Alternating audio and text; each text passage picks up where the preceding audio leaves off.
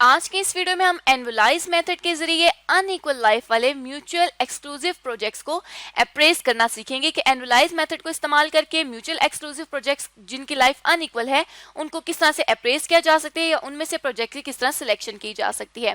तो सबसे पहले अगर म्यूचुअल एक्सक्लूसिव प्रोजेक्ट्स की बात की जाए तो म्यूचुअल एक्सक्लूसिव प्रोजेक्ट्स वो होते हैं जो ऑर्गेनाइजेशन एक टाइम में सिर्फ एक ही प्रोजेक्ट एक्सेप्ट कर सकता है। जैसे कि लेट सपोज यहाँ पे कंपनी के पास दो प्रोजेक्ट है म्यूचुअल एक्सक्लूसिव के, या तो वो ए को चूज करे या तो वो बी को चूज करे।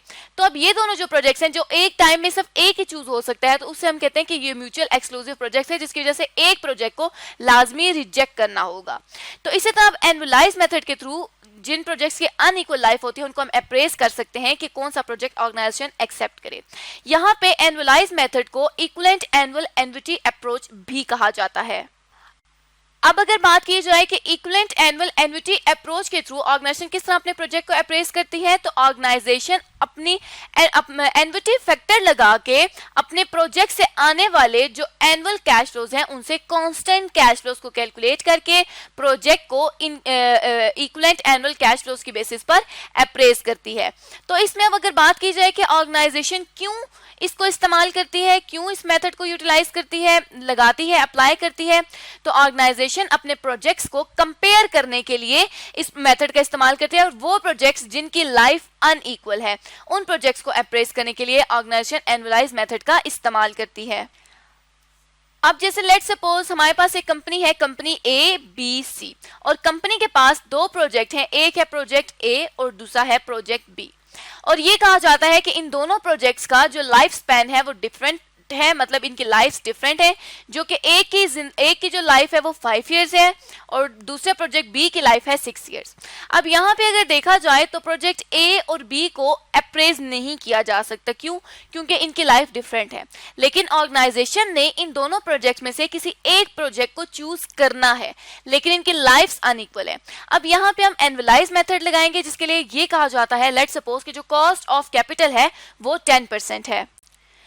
कॉस्ट ऑफ कैपिटल को रिक्वायर्ड रेट ऑफ रिटर्न या वैग भी कहा जाता है। ये वो रेट होता है जो ऑर्गेनाइजेशन के या कंपनी के इन्वेस्टर्स चाहते हैं कि उनको इस रेट पर रिटर्न मिले, तो उस रेट को हम कहते हैं कि कॉस्ट ऑफ कैपिटल। अब यहाँ पे लेट सपोज कि अब इस कॉस्ट ऑफ कैपिटल पे क्या किया जाएगा कि सबसे पहला स्टेप परफॉर्म किया जाएगा इक्विवेलेंट एनुअल एन्युटी फाइंड करने के लिए कि एनपीवी निकाली जाएगी दोनों प्रोजेक्ट्स की। तो मतलब पहले स्टेप में क्या हो गया कि एनपीवी निकालनी है दोनों प्रोजेक्ट्स की। अब हम ये कहते हैं कि हमें एनपीवी गिवन है, लेट सपोज के प्रोजेक्ट ए की एनपीवी 3 मिलियन रुपीस है और प्रोजेक्ट बी की एनपीवी 2 मिलियन रुपीस है।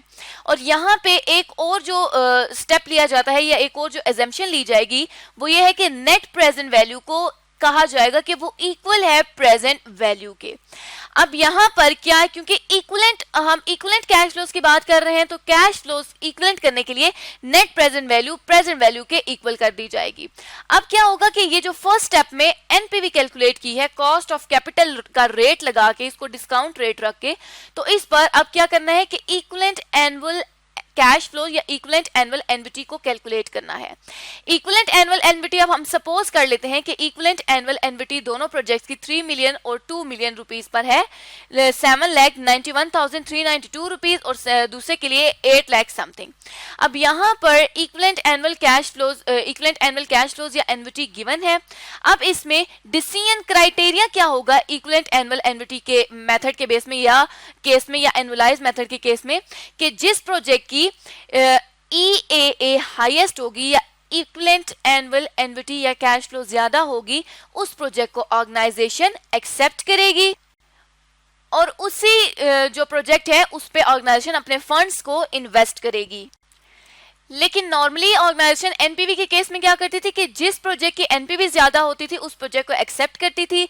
यहाँ पे अगर देख सकते हैं कि अगर इनका लाइफ स्पैन अगर हम देखें कि इनके लाइफ डिफरेंट हैं और अगर हम एनपीवी का केस अप्लाई करें तो यहाँ पे ऑर्गेनाइजेशन गलत प्रोजेक्ट एक्सेप्ट कर सकते हैं। क्यों? क्योंकि यहाँ पे प्रोजेक्ट ए की जो एनपीवी है वो ज्यादा है प्रोजेक्ट बी से, लेकिन इक्विवेलेंट एनुअल कैश फ्लोज में प्रोजेक्ट बी के जो कैश फ्लोज हैं वो प्रोजेक्ट बी की जो EAA है हमारे पास वो ज्यादा है। तो ऑर्गेनाइजेशन यहाँ पर प्रोजेक्ट बी को एक्सेप्ट करेगी क्योंकि इसकी इक्विवेलेंट एनुअल एन्युटी या इक्विवेलेंट एनुअल कैश फ्लो ज्यादा है। तो जरूरी नहीं है कि जिस प्रोजेक्ट की एनपीवी ज्यादा हो उसकी इक्विवेलेंट एनुअल कैश फ्लोज भी ज्यादा हो। कम एनपीवी वाली जो प्रोजेक्ट है उसकी भी इक्विवेलेंट एनुअल कैश फ्लो ज्यादा हो सकती है, जिस तरह के हमारे केस में सेकंड जो प्रोजेक्ट बी है उसकी एनपीवी कम है लेकिन इक्विवेलेंट एनुअल कैश फ्लो ज्यादा है।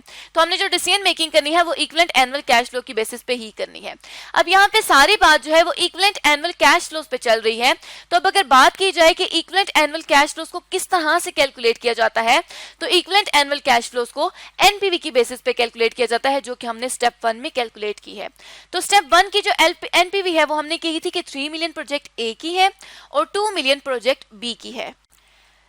तो अब ऑर्गेनाइजेशन इक्विवेलेंट एनुअल एन्युटी का फॉर्मूला लगा के तो इक्विवेलेंट ईएए कैलकुलेट कर सकते हैं, जिसका फॉर्मूला है NPV into R divided by 1 minus 1 plus R raise to power minus N, जिसमें एनपीवी डिनोट करता है नेट प्रेजेंट वैल्यू को, जो कि हमने स्टेप 1 पे कैलकुलेट की है। आर डिनोट करता है डिस्काउंट रेट को या कॉस्ट ऑफ कैपिटल को, जिस पर हमने एनपीवी कैलकुलेट की थी, जिस डिस्काउंट रेट पे हमने एनपीवी कैलकुलेट की थी वो डिस्काउंट रेट यहाँ पे आएगा, और वो डिस्काउंट रेट इस केस में कॉस्ट ऑफ कैपिटल या वैक होता है, जिसको हम ऊपर डिस्कस कर चुके हैं। 1 प्लस आर यही वाला डिस्काउंट रेट नीचे भी लिखा जाएगा जो हमने ऊपर लिखा था, और एन डिनोट करता है नंबर ऑफ ईयर्स को, जितने सालों के लिए ये प्रोजेक्ट है। तो अब दोनों प्रोजेक्ट के लिए अलग अलग ईएए या इक्विवेलेंट एनुअल एन्युटी फाइंड होगी।